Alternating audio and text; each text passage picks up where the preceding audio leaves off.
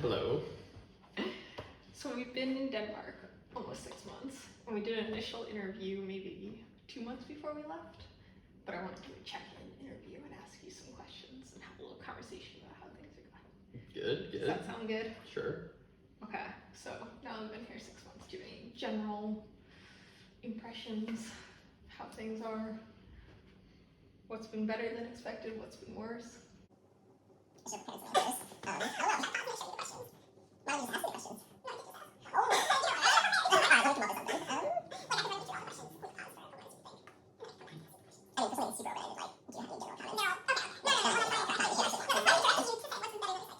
Okay, better than expected. I would say, yeah, it's just really nice to live in Copenhagen. I would say that's sort of what I expected, but I would say it has outlived my expectations. There was some like spin-up cost that was reasonable, not crazy high. When you say cost, like financial cost or like? No, just like the stupid bank stuff that we had to deal with, and like, yeah, how hard it was to get like a credit card or a debit card. They don't even give credit cards, and like finding an apartment, and sort of like a bunch of different little bits were the initial hard. Registration stuff went faster. Like when we Yeah. went that day to get the CPR numbers, that was smoother. But then yeah, there was a lot of kinks kind of after that. I would say not a lot, but like I would say sort of the expected amount. Maybe a little bit lower than expected. Nothing like went horribly wrong, which I think you could easily have happen moving to a random country. But so I guess zooming out, you had never been to Copenhagen or Denmark before we moved. So is it even a fair question to say what was better or worse than expected? Do you feel like you came with expectations, or were you kind of an empty book coming in? Like I feel like even though I had been here, I just was here for a few days as a tourist, so in some ways I tried to really keep my expectations non-existent. Yeah, I mean, I think that I was hoping it'd be pretty different than our life we had in Seattle, and that, I would say, it has lived up to that expectation. I think we're living very differently than we were there, and that was, I'd say, a huge piece of it. Being in Europe is, I would say, about as good as I expected it to be in terms of being cool to be in a much more different place with a lot of different things around. I would say at the vacation time, I thought I was just going to be swimming in it, and yet there's not nearly enough. Even though, yeah, it's like way more than I have had in the past. Have more. Yeah. So in some ways, I think it's been less different than I expected. Like we've talked about that so many people speak English here, that it hasn't given us that true like foreign feeling of being like forced into like an immersion type culture where you like have to learn the language.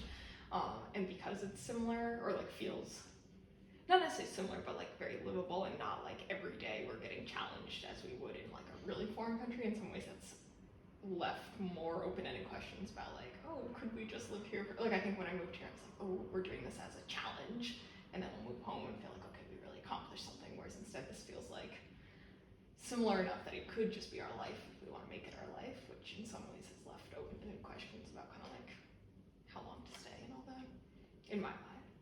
yeah, I mean, I definitely don't draw a distinction between those, that I knew it was going to be like a challenge to move to a foreign country and figure out a life in a totally different place with like no support system. And I mean, it has been a challenge. It's just been less foreign feeling than I expected in some ways. Well, one of the reasons I was excited about going to Copenhagen specifically was that I thought it would have some really good qualities that would be better than the US, where I might enjoy it even more than the US and might want to stay longer. That was actually one of the reasons I wanted to go. So on that, I would say that was my expectation and has been met, in terms of there are a lot of things where it's just like, man, like it's so nice that you would never need to get a car in Copenhagen ever, basically. That leads me nicely into what's your favorite thing or things, you can tell us multiple about either Copenhagen or Denmark. Or fucks, but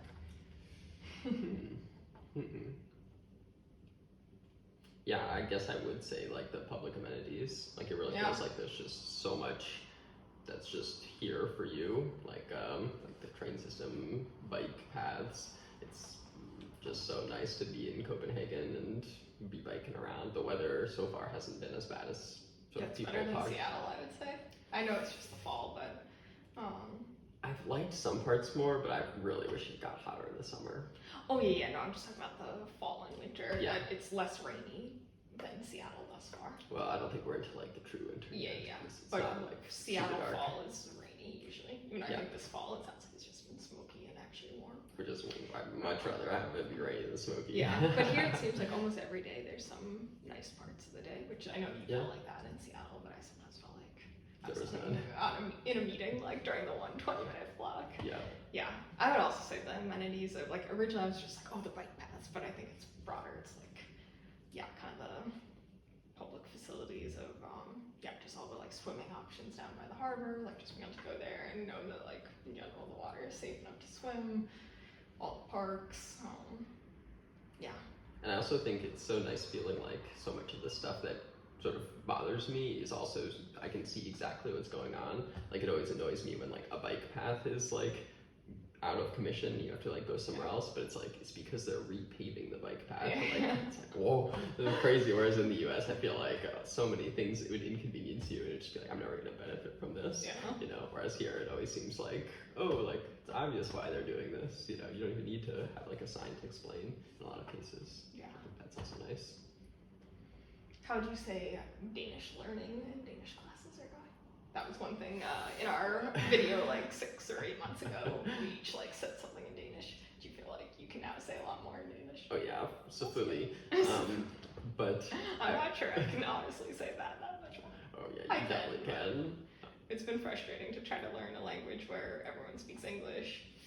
And yeah, like my coworkers did tell me this past week that if I want to like truly integrate, that learning Danish is important.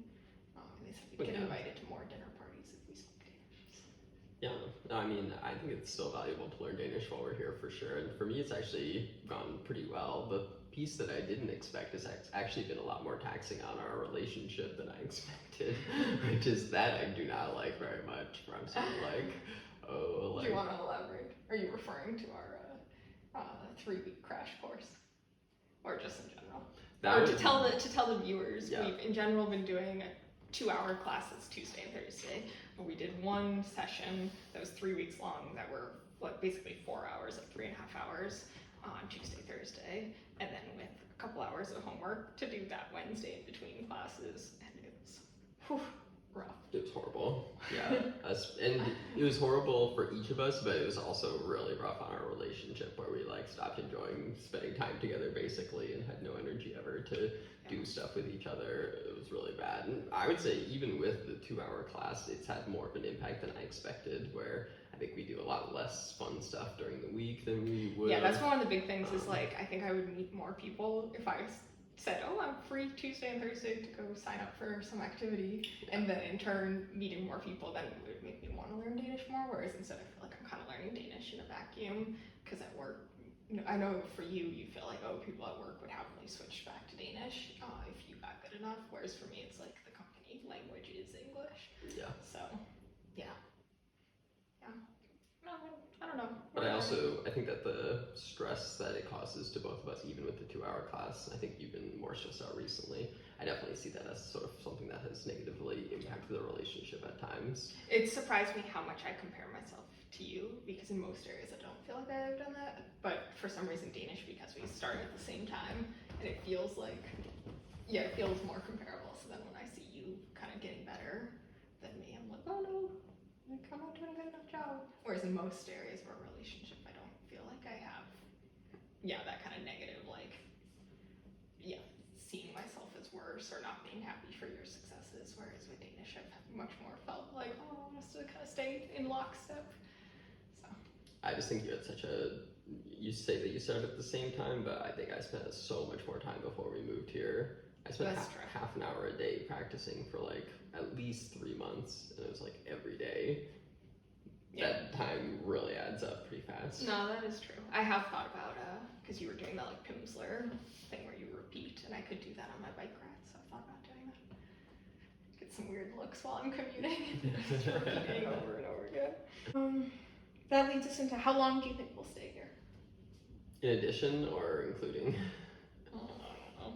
Just make it clear when you answer. I mean, I don't know. I think said we wanted to come at least for a year, and then we realized Yes. the summers were nice, so then we were like, okay, we should be here like, I guess it's not quite a year and a half, but basically a year and a half to be able to capitalize on 2 summers.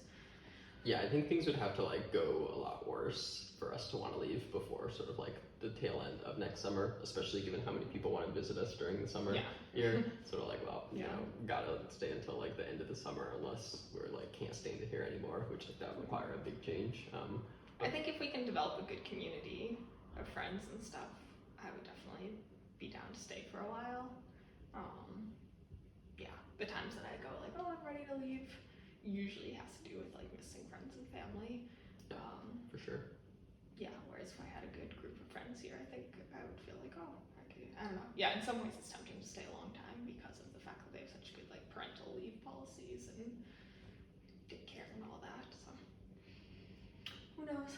I think also work is kind of a toss-up where like, yeah, I don't love my job, so on one hand that would push me to not stay that long, but on the other hand it's like, oh, if I don't like my job and I end up getting a new job at some point, then does that like restart the clock where I would want to stay at the next job at least a year? So then like, yeah. What's on your bucket list still? That was a question that I asked beforehand, and I know you don't always think of things as a bucket list, but I think in this case we do have more kind of specific trips either in Denmark or in Europe that we're trying to do. What are you looking forward to?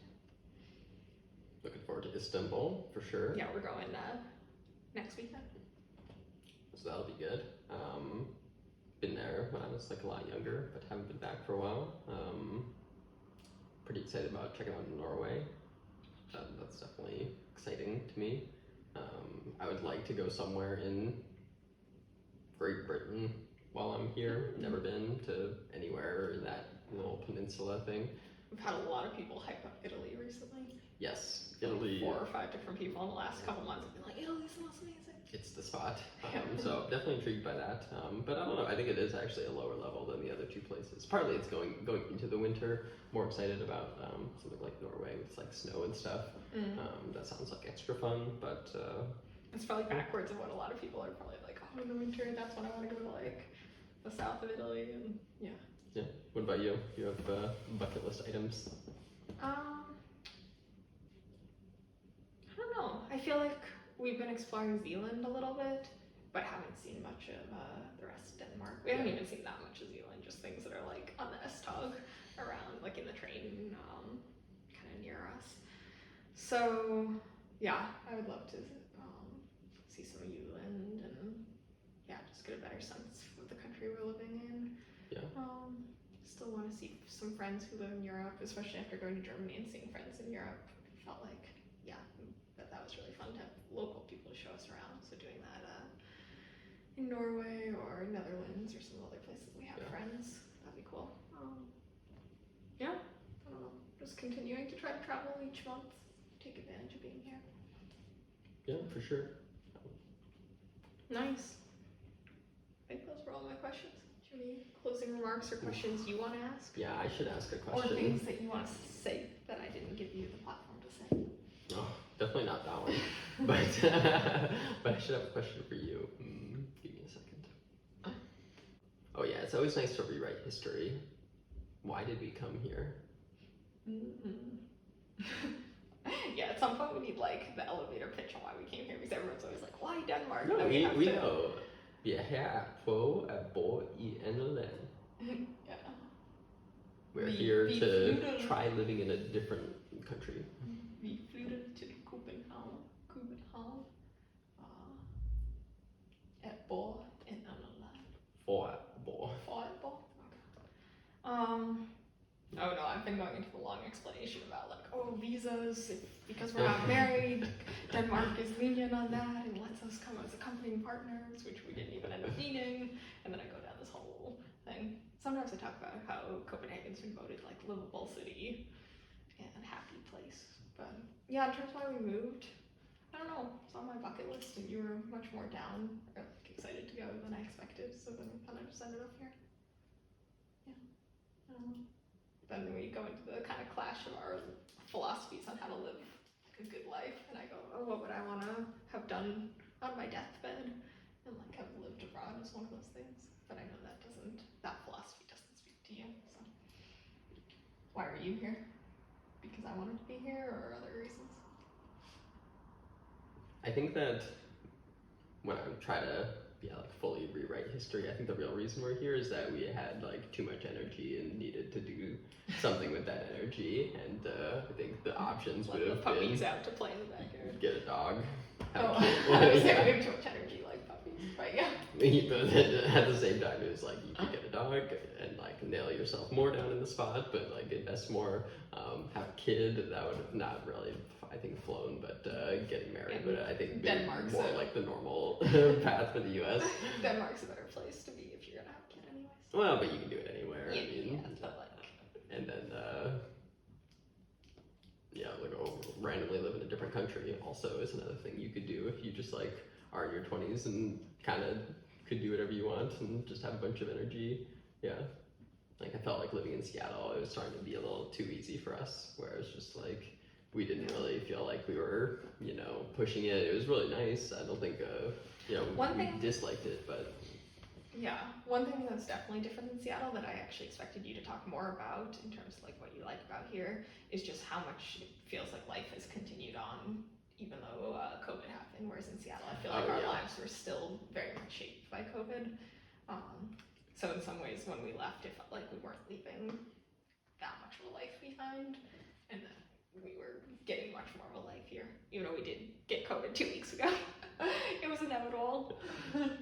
No, that's the crazy thing is like I don't even think about COVID while I'm here, and it's like the things you don't think about isn't something you're gonna be like, oh, like that's the best thing ever. But like when I moved, I remember being like, whoa, like this is amazing. It's so cool that I don't need to think about it. Yeah. And like we got it. So I mean, well, we got it from Germany, so no hate towards we Denmark. got it from Germany, so can't blame Denmark for that one. And it was all because of blame the it was Oktoberfest, but we didn't go. But that's what caused all the cases. went enough after that Oktoberfest cases had spread throughout the whole country. But I totally agree. That is a super underrated aspect of moving here. That you don't need to worry about COVID really. And I think that sort of goes along with just trusting that the government and society is functional, which is something that I never really was able to do in the US. I think a huge value from that, but not really something you like notice once you're in it. Yeah. So that's good shit stuff. Cool. Well, if you've made it this far, what do the YouTubers say? Like, comment, and subscribe. I actually have more than 100 subscribers now, so let's go. Let me know if you like these type of open-ended discussions or vlogs, or I don't know what the other category would be, like talking about specific stuff like the apartment tour. And thank you for being a co-host on this segment. You're welcome.